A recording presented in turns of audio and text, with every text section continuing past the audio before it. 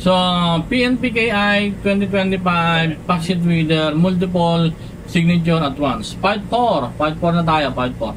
So, check natin to guys. Before that, may papakita ko sa inyo ha. So, punta lang tayo. Check nyo to guys. 12 pages to guys. 12 pages na ano to, na document. So, makapansin nyo. Lagay natin sa taas. Kung makapansin nyo guys, di ba? May digital signature ako. Ito. Di ba? Meron ako dyan. Then, meron din ako dito.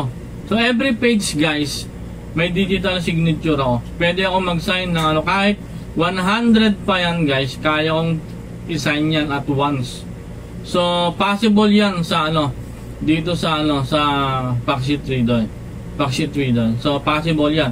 So, 12 pages yan. Paano ko ba yan ginawa guys? Yun ang ituturo ko sa inyo ngayon. So, sige, proceed na tayo. So, open natin to. Multiple signature needs. Open lang natin yan. No. So, ayan. So, wala pang pirma yan guys. So, makikita natin 12 pages yan. Hindi, ito. Ayan, makita natin dito. Ayan, 12 pages yan. Lahat ng pages na yan, kailangan kong pirmahan. Usually, ang gumagamit nito, usually hindi tayong mga ITO. Yung mga boss natin.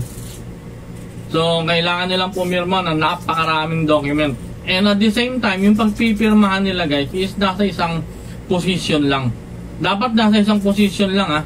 Pag yung iba is iba-iba ng position, pag sama-samahin mo muna.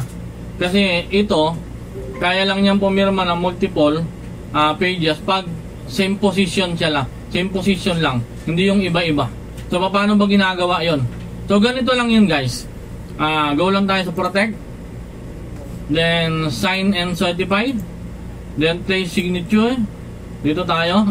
At tulad ng dati guys, i-square lang natin yan. Yan. Pag i-square natin yan guys, sasabihin niya rito. Pages. Pwede kong sabihin 1 to 12 or all pages. Kung sinabi ko, since yung document ko, isang format lang naman, so all pages din gagawin ko. Then after that guys, then pwede ko na siyang i-sign.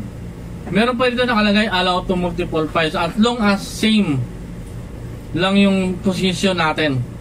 Pwede natin gawin yun. For now, papakita ko muna sa inyo how to digital sign multiple pages na nire-required. Ito na nga yun. Select mo lang all pages or kung meron siyang intro, so siyempre mag-start ka na sa 3 or sa 4, bahala, or sa 2 to 12 for signature na yon. For this scenario kasi guys, all pages requires a signature. So, alam pa lang isa-isahin ni SDS natin yan. O yung supervisor natin, isa-isahin yan. Siyempre, hassle yun. Diba? Hindi niya pipirmahan yan. Diba? Boring yan guys. Boring yan.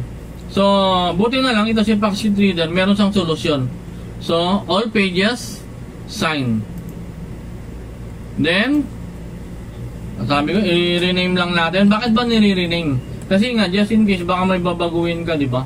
So, nire-rename mo lang siya.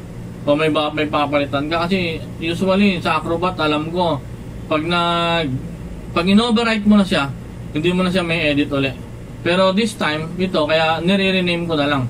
Pwede nyo overwrite, bahala kayo kung anong gusto nyo. Pero sa akin, nire-rename ko lang. So, save ko lang yan guys.